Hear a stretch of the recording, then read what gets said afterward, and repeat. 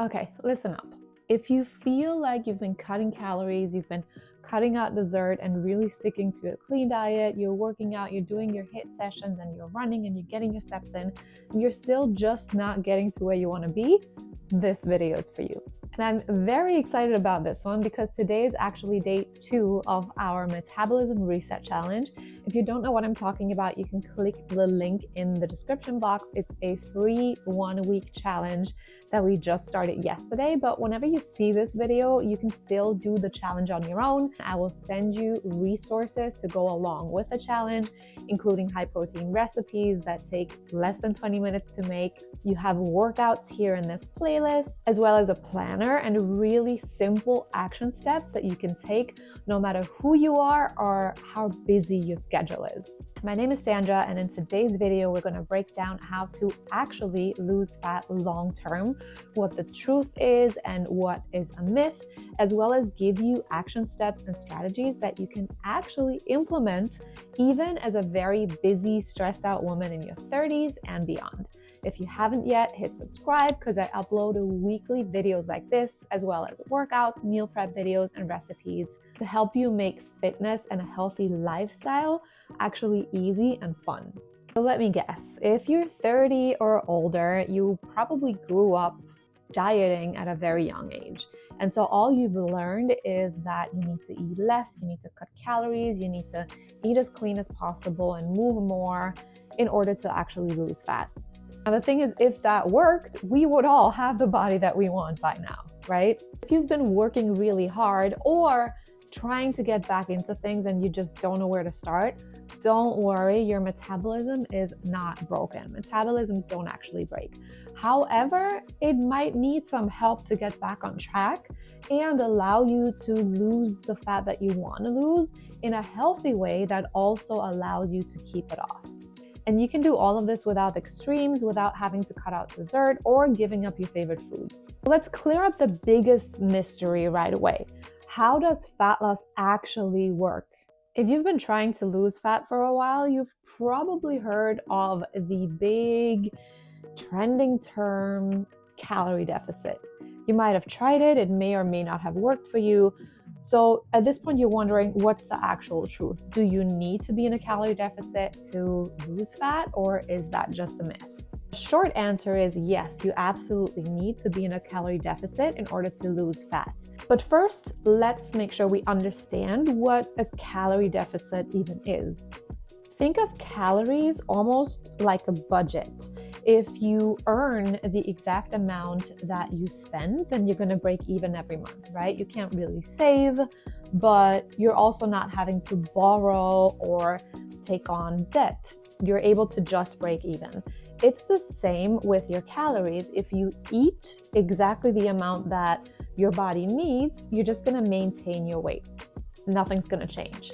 However, if you get in more than your body needs, then your body's gonna save by adding more body fat. So it's gonna take the excess calories that it didn't burn, that were more than it actually needed, and save it, store it as body fat. And there'll be some muscle in there if you're strength training properly, but mostly it will be stored as fat.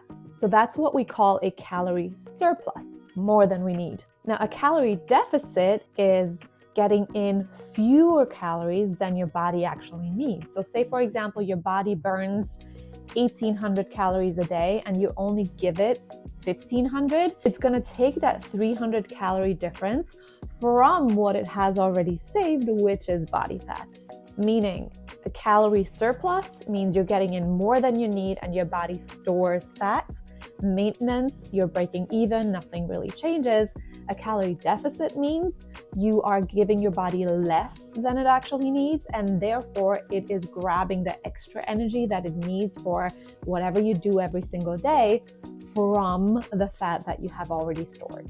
Now, with that being the truth, you might be tempted to think, okay, so it is true then. If I eat less and less, then I'm gonna lose weight. So eating less every day is actually the solution. No, it is not. And I'll tell you why. Yes, we do need a calorie deficit in order to lose weight, but what happens if you restrict and eat too little, especially for too long, is your body is going to find a way to put you back into a surplus. At least maintenance mode, but probably into a surplus. It's going to bring down your NEAT, and if you're wondering what that is, I'll link the video where we go over that right here.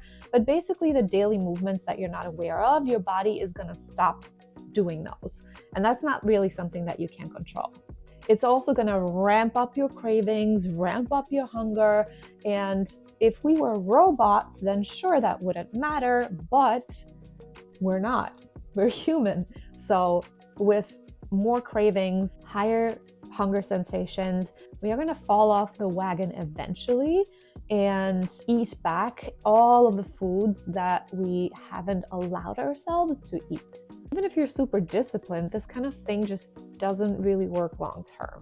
The second reason that restricting really doesn't work long term is because our body, our metabolism adjusts to the calories that we give it over time. So if you drop down to 1200 calories, in the beginning, you might see some weight loss, but a few weeks in, it's probably going to stall. And that's because your metabolism has adjusted to what you're giving it. So 1200 calories might be the new maintenance, where before your body was maintaining at 1500, maybe even 2000 plus calories. But because you have given it only 1200, your body is very smart. It learns, okay, this is all that's coming in. We need to survive. So we need to adjust to this. And therefore, it now only needs 1200 calories to maintain.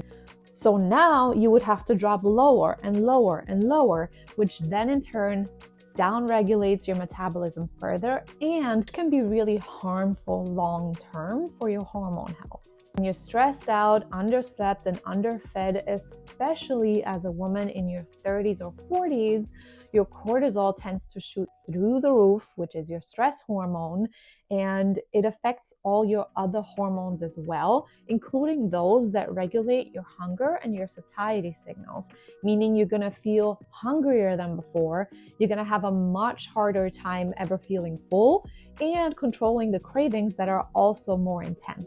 Now, if all of that sounds like, oh my God, so what do? I get it.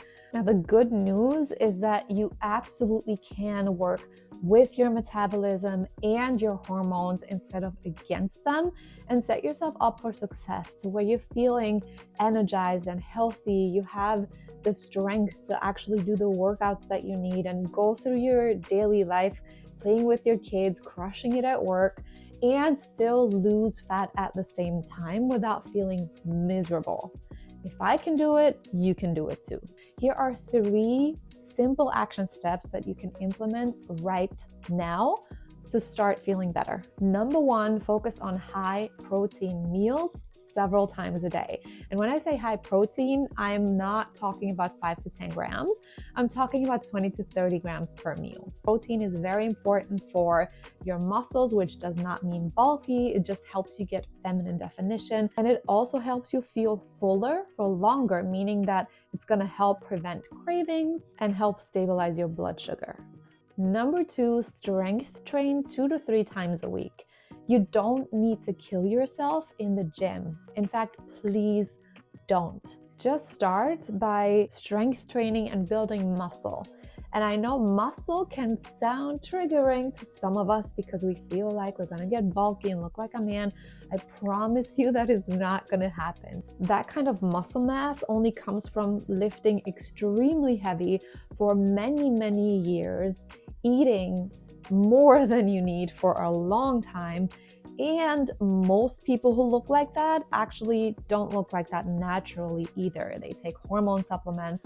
So I promise you that you're not going to look bulky from strength training. In fact, what you probably want is not just to lose weight and see a number on the scale and be skinny, but you probably want that feminine tone definition with it too. You need a healthy amount of muscle in order to look that way, and that comes from strength training. So if you're looking for a place to start, this challenge includes 3 very beginner-friendly, easy-to-do workouts that are 30 minutes or less. Start there and make sure to challenge yourself a little bit more every week.